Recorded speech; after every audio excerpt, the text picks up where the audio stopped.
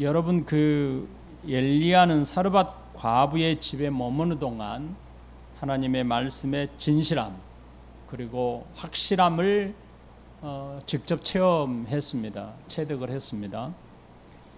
그것은 하나님께서 하늘과 땅을 다스리시고 사람의 생명을 주관하는 주권자이심을 고백하고 확신하는 것입니다.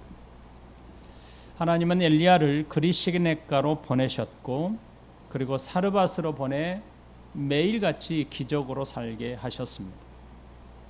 사람의 방식이 아니었습니다. 하나님의 방식으로 그가 살도록 하셨습니다. 더구나 우리가 함께 살폈던 죽은 아들을 살려내심으로써 전능하신 하나님이 온 땅의 지존자이심을 표적으로 알게 하셨습니다.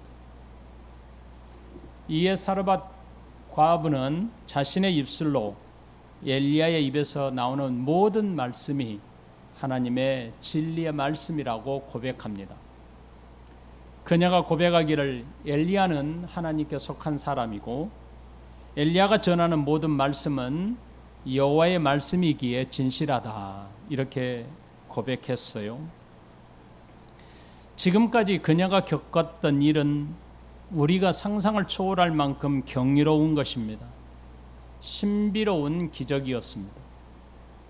아들의 죽음 앞에서 비록 절망했던 여인이었지만 하나님은 생명과 소망으로 그에게 보답하셨고 그는 생명의 하나님이 되심을 고백하게 된 것입니다. 우리는 여기에서 말씀을 마무리를 하면서 반드시 묵상해야 할 진리가 있습니다. 여인에게 일어난 떡 그리고 기름, 아들이 다시 살아난 기적, 이것은 우리 모두가 누리는 일반적인 은혜라는 사실을 절대로 잊으시면 안 됩니다.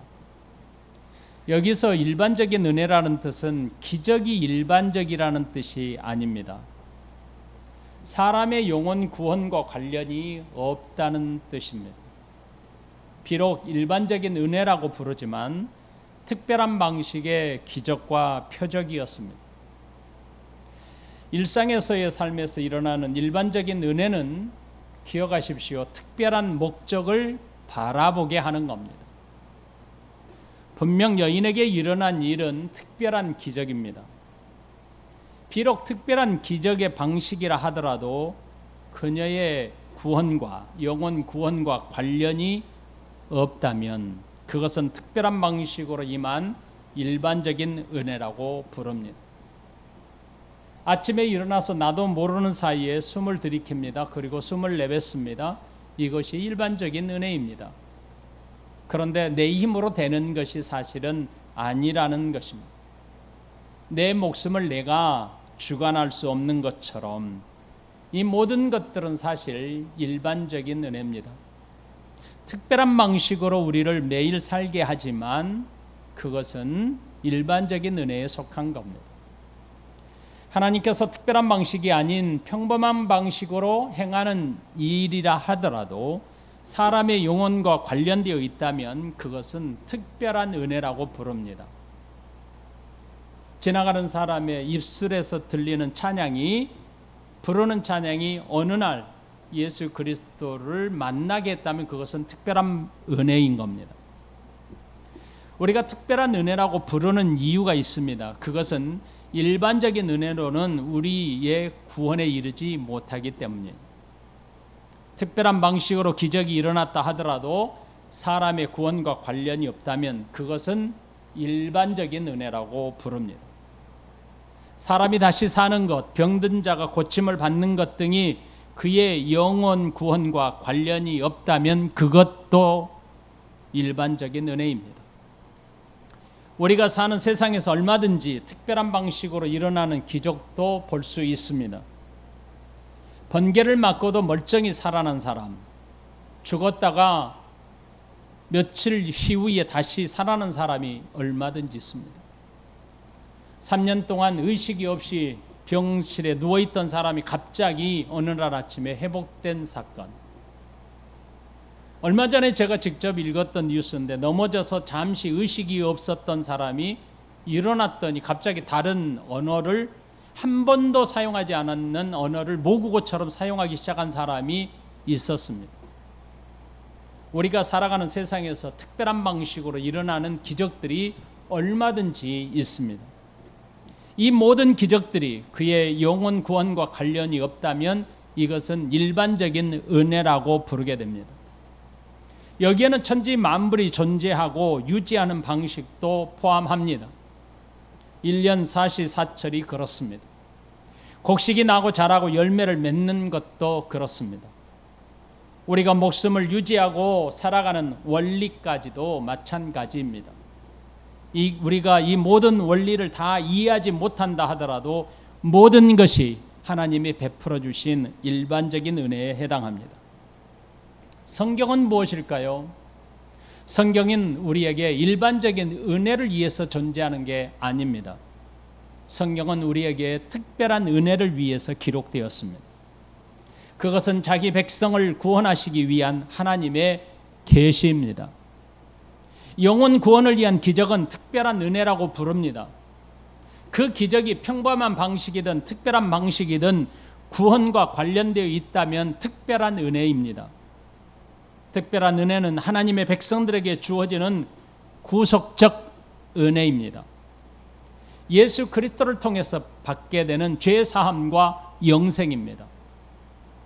자신의 과거를 깨닫고 예수님의 십자가로 얻게 되는 구원의 은혜를 우리는 특별 은총, 특별한 은혜라고 부릅니다.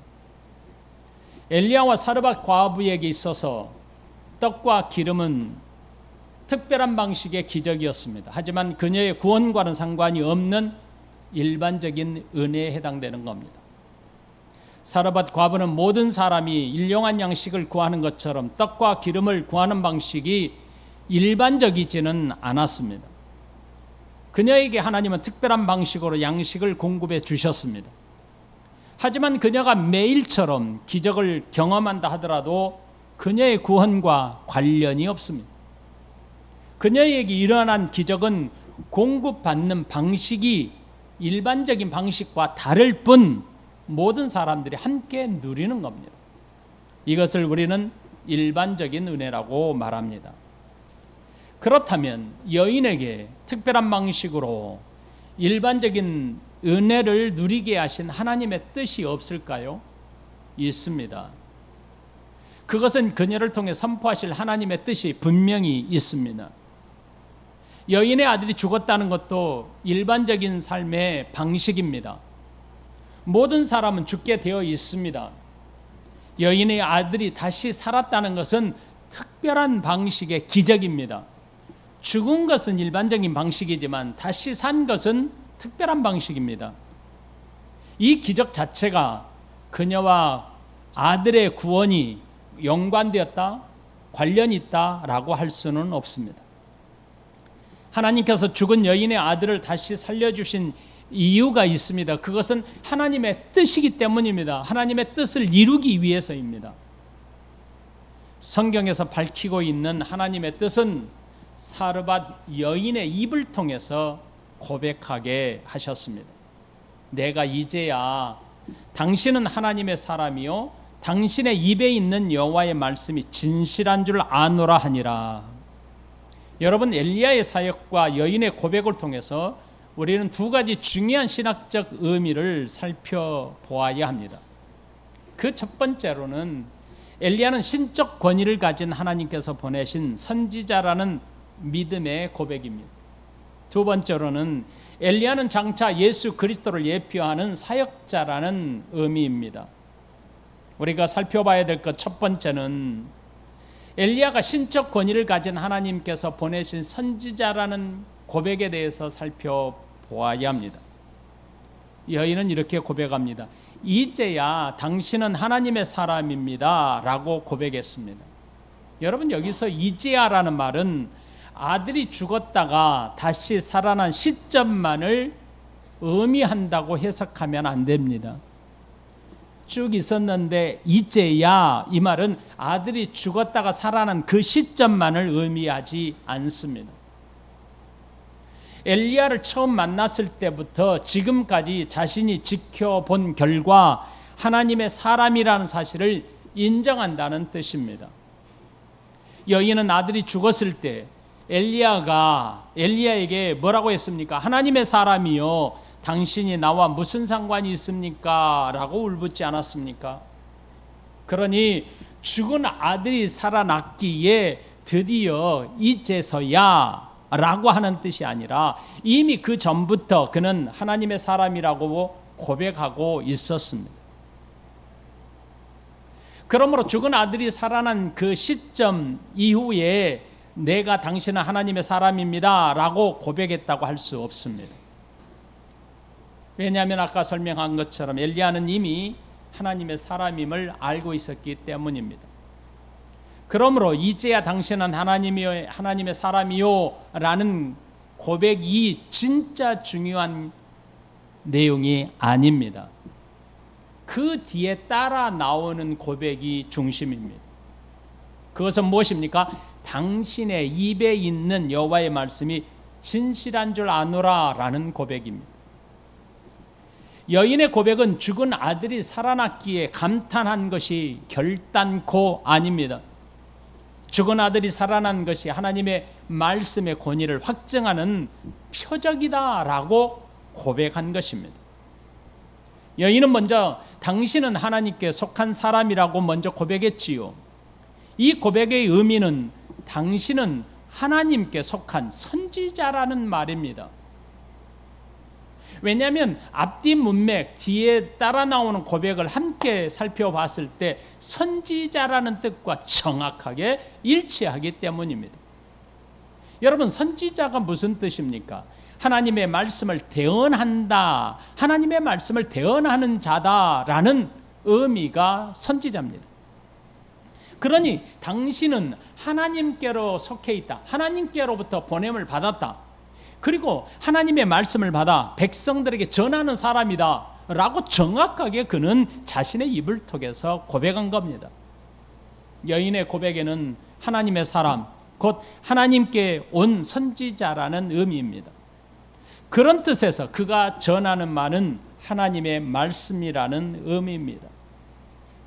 엘리야가 하나님의 말씀을 전하는 선지자라는 사실을 누구의 입을 통해서 전하게 하셨습니까? 이스라엘 백성이 아니라 당시 이방인들, 쳐다보지도 않았던 저 멀리 떨어져 있는 이방 여인, 그것도 가장 가련한 여인의 입을 통해 증거하게 하신 겁니다. 엘리야의 입을 통해서 전해지는 말씀은 하나님의 권위임을 이 여인의 고백을 통해서 확증시켜 주신 겁니다. 엘리야에 대한 여인의 고백은 처음 만났을 때와 많이 다름을 알 수 있습니다. 성문에서 만났을 때는 엘리야를 향해 뭐라고 합니까? 당신의 하나님 여호와께서 살아계심을 두고 맹세한다, 이렇게 말했지요. 그러자 엘리야는 이스라엘 하나님 여호와의 말씀이 그랬습니다. 여호와의 말씀이 나 여호와가 비를 지면에 내리는 날까지 그 통에 가루와 병의 기름이 떨어지지 않을 것이라고 하셨다라고 전했습니다. 그러니까 선지자의 역할을 그대로 전했죠. 여호와의 말씀이 내 입을 통해서 너한테 지금 전해지고 있는 것을 엘리야는 여인에게 전달한 겁니다. 그 후 여인의 아들이 죽게 되자 엘리야를 향해 이렇게 호칭합니다. 하나님의 사람이여 라고 부릅니다. 그러자 엘리야는 아들을 침상에 눕힌 후 하나님께 부르짖습니다. 내 하나님 여호와여, 내 하나님 여호와 주께서 라고 울부짖습니다. 여인은 엘리야가 하나님께 울부짖는 소리를 아래층에서 가슴을 열고 들었을 겁니다. 지푸라기를 잡는 심정으로 울부짖는 엘리야의 소리를 가슴에 담았을 겁니다. 결국 아들은 살아서 자신의 품으로 돌아왔습니다. 여인이 엘리야를 대하는 태도는 처음과 지금 많이 다르다는 사실을 알 수 있습니다. 변화되어 있음을 알 수 있습니다. 처음에 만난 사람이었던 엘리야는 당신의 하나님이었지만 이제는 하나님의 사람이여 라고 불렀습니다. 그리고 고백하기를 당신의 입에 있는 여호와의 말씀은 진리입니다 라고 했습니다. 하나님의 말씀을 전한 엘리야로 인하여 매일 기적을 경험했던 사람입니다. 하나님의 말씀을 가진 엘리야의 기도를 통해 아들을 품에 안게 된 여인이었습니다. 이 모든 과정은 여인의 입술을 통해 하나님의 말씀의 권위를 가진 엘리야가 선지자임을 고백하게 된 겁니다. 여인의 입술을 통해서 고백된 진리는 이스라엘 백성이 아닌 이방 여인을 통해서 전파되었음을 의미하고 있습니다. 이게 대단히 큰 의미이죠. 이런 여인의 태도를 성경은 믿음이었다라고 평가합니다. 히브리서 11장 35절에서는 믿음으로 자기의 죽은 자를 부활로 되돌려 받았다고 했습니다. 여자들은 자기의 죽은 자들을 부활로 받아들이기도 하며 또 어떤 이들은 더 좋은 부활을 얻고자 하여 심한 고문을 받되 구차히 풀려나지를 원치 아니하였으며, 여러분 누가복음 4장 26절에는 예수님께서 직접 거론합니다. 구원의 은혜가 어떤 특정 지역이나 어떤 특정 민족에게 국한되지 않고 믿음이 있는 자들에게는 임한다고 말씀하시면서 예를 누구를 들었는 줄 아십니까? 바로 사르밧 과부를 들었습니다. 엘리야가 그중 한 사람에게도 보내심을 받지 않고 오직 시돈 땅에 있는 사렙답 한 과부에게 뿐이었으며, 이제 두 번째로 예수 그리스도를 예표하는 사역자라는 사실을 살펴보고자 합니다. 엘리야는 장차 예수 그리스도를 예표하는 사역자라는 의미에서 아주 중요한 뜻을 담고 있습니다. 여인의 아들을 살리신 것은 장차 주어질 표적입니다. 엘리야는 장차 도래하실 예수 그리스도를 예표하는 사역자라는 의미입니다. 아까 말씀을 드렸던 것처럼 일반적인 은혜는 특별한 표적을 가지고 있습니다. 하나님은 여인의 아들을 살려낼 특별한 목적이 있었습니다. 그것은 단순히 가련한 여인을 불쌍히 여기셔서 아들을 살려주신 것이 아닙니다. 구약 성도들에게는 반드시 필요한 은혜입니다. 그것은 바로 구약 성도들에게 장차 도래할 하나님의 나라를 바라보게 하는 예표가 필요했던 겁니다. 그 예표로 삼으신 겁니다. 하나님께서 특별한 방식으로 기적을 행하신 이유는 예수님을 예표하는 표지에 있습니다. 죽은 아들을 살려내신 것은 인류를 구원하시고자 하시는 하나님의 구원 계획에 따른 예표적 표징입니다. 비록 사르밧 과부의 아들은 죽었다가 다시 살아났지만 그는 영생하지 않았습니다. 다시 이 땅에서 죽었습니다. 그럼에도 아들을 살려내신 것은 단순히 기적을 보여주시기 위함이 아닙니다. 특별한 이유가 있습니다. 하나님께서는 생명과 죽음을 다스리시는 절대 주권자이심을 드러내신 겁니다. 생명과 죽음의 주권자이신 하나님께서 장차 오실 메시아의 사역을 예표적으로 보여준 사건이 된 것입니다. 그러므로 사르밧 과부의 아들의 사건은 단순히 어떤 한 특정 지역에 해당되는 사건이 될 수 없습니다. 이 사건은 온 우주적 사건입니다. 왜요? 예수 그리스도를 예표하기 때문에. 인류를 구원하시는 생명의 이 메시지에 생명의 구주가 되시는 메시아의 표지로 삼으신 겁니다. 이 예표적 사건은 엘리야와 사르밧 여인 사건만이 아닙니다. 지금까지 쭉 주셨던 언약에 있습니다. 사람이 타락한 이후부터 줄곧 하나님께서는 자신의 타락한 백성들에게 예표적 사건을 꾸준히 보여주셨습니다. 창세기 3장 15절 여인의 후손을 통해서 오실 메시아를 하나님께서 언약하셨습니다. 그 후 수많은 사건과 인물들을 통해서 메시아 사역에 대한 예표적으로 표적을 많이 보여주셨습니다. 그리고 그때마다 약속하여 주셨습니다. 메시아의 예표적 사역의 대표적으로 거론된 인물들을 우리가 히브리서 11장을 강론하면서 다 소개해 드렸습니다. 선지자 엘리야가 사르밧 여인의 집에서 기거하면서 일어나는 사건은 대표적으로 두 가지입니다. 떡과 기름이 기근이 끝날 때까지 떨어지지 않았다는 것, 죽은 아들이 살아난 사건, 이 두 가지 아닙니까? 이 두 사건 모두 다 자세히 살펴보면 장차 도래할 메시아를 예표합니다. 메시아의 사역을 예표하는 표지입니다. 그러므로 하나님은 엘리야와 사르밧 과부 여인의 사건을 통해서 예표적으로 표지로 삼으신 겁니다. 사르밧 과부의 집에서 가루통과 기름통에 지속적으로 채워지는 기적은 예수님께서 생명의 떡으로 오실 것에 대한 예표였던 것입니다. 누가복음 9장 10절로 17절에서 예수님은 벳세다 거울에서 보리떡 5개와 물고기 2마리로 장정만 5,000명을 먹이고 12강주리가 남는 기적을 베푸셨습니다. 이 기적을 행하신 목적을 예수님이 이렇게 말씀하셨습니다. 요한복음 6장 33절부터 35절입니다. 하나님의 떡은 하늘에서 내려 세상에 생명을 주는 것이니라. 그들이 이르되 주여 이 떡을 항상 우리에게 주소서. 예수께서 이르시되 나는 생명의 떡이니 내게 오는 자는 결코 줄이지 아니할 터요 나를 믿는 자는 영원히 목마르지 아니하리라. 이와 비슷한 사건이 또 있었지요. 이전에 바로 광야 40년 동안 백성들이 매일 아침 거둬 먹었던 만나, 이것도 생명의 떡을 예표하는 표지였죠. 예수님은 오병이어의 기적이 중요한 것이 아니라 오병이어는 예수님을 바라보게 하는 표적이라고 설명하신 겁니다. 먹고 배부른 떡이 중심이 아니었습니다. 생명을 주시는 예수님을 바라보라고 하신 겁니다. 이처럼 사르밧 과부의 집에 있었던 기적은 그것으로 끝난 것이 아닙니다.